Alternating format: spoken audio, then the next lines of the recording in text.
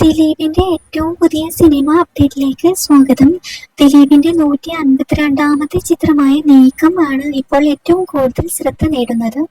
ഇത് സംവിധായകൻ ജഗൻ ഷാജി കൈലാസ് ആദ്യമായി സംവിധാനം ചെയ്യുന്ന ബിഗ് ബജറ്റ് ആക്ഷൻ ത്രില്ലറാണ്.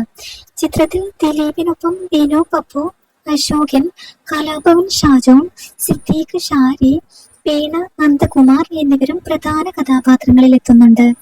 എന്നാൽ ചിത്രത്തിന്റെ റിലീസിന് മുമ്പ് നിർമ്മാണവുമായി ബന്ധപ്പെട്ട സാമ്പത്തിക തർക്കത്തെ തുടർന്ന് മദ്രാസ് ഹൈക്കോടതി താൽക്കാലികമായി റിലീസ് തടഞ്ഞിരുന്നു.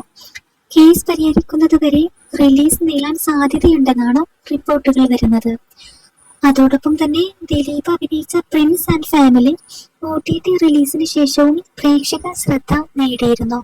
എന്തായാലും ദിലീപിന്റെ നീക്കം എന്ന സിനിമയുടെ പുതിയ അപ്ഡേറ്റുകൾക്കായി ചാനൽ മറക്കാതെ സബ്സ്ക്രൈബ് ചെയ്യണേ.